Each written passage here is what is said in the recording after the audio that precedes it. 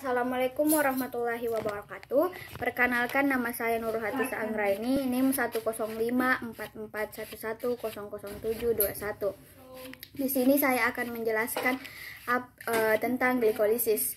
Glikolisis berasal dari kata glukosa dan lisis. Adalah serangkaian reaksi biokimia di mana glukosa dioksidasi menjadi molekul asam pirufat.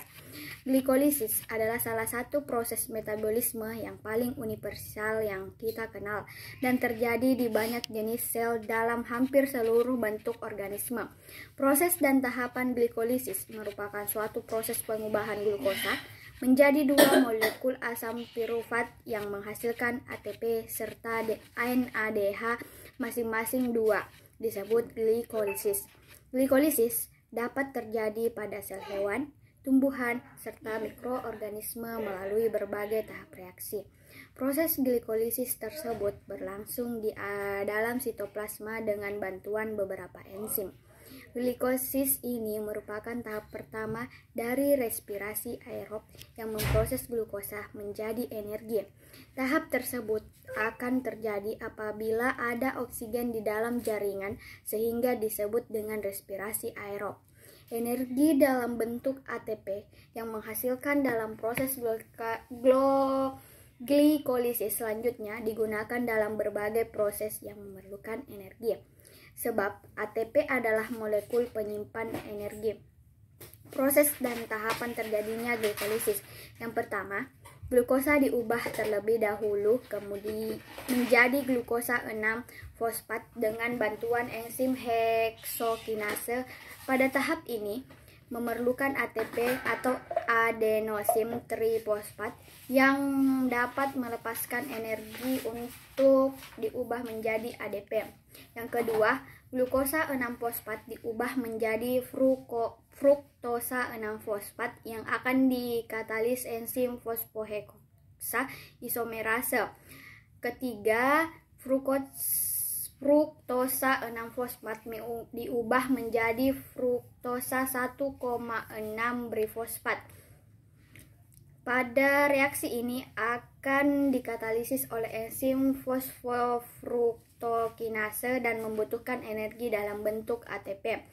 Yang keempat, 1,6 bifosfat yang mempunyai 6 atom C dipecah menjadi gliserildehid 3-fosfat yang memiliki 3 atom C serta dihidroksil aseton fosfat atau 3 atom C yang mana proses reaksi yang terjadi dikatalisis oleh enzim aldolase. Yang kelima, pada suatu molekul dihidroksin aseton fosfat yang berbentuk selanjutnya diubah menjadi gliserildehid 3-fosfat dengan bantuan enzim triosa fosfat isomerase yang mana enzim tersebut bekerja secara bolak-balik. Itu berarti bahwa bisa mengubah gliserildehid 3-fosfat menjadi dihidroksil aseton fosfat. Yang keenam, gliserildehid 3-fosfat selanjutnya diubah menjadi 1,3 bifosfoglycerat dengan bantuan enzim gliseraldehid 3-fosfat dehidrogenase. Dalam proses ini terbentuk NADH.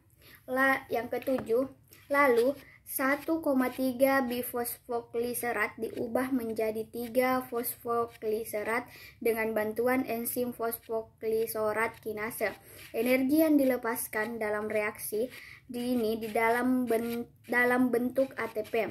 Yang kedelapan, 3 fosfoglycerat tersebut diubah menjadi 2 fosfoglycerat dengan bantuan enzim fosfoglycerate mutase.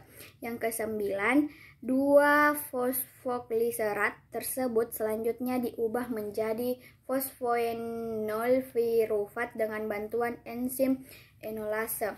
Yang ke-10, fosfoenol pirufat yang dihasilkan selanjutnya diubah menjadi pirufat yang akan dikatalisis enzim pirufat kinase.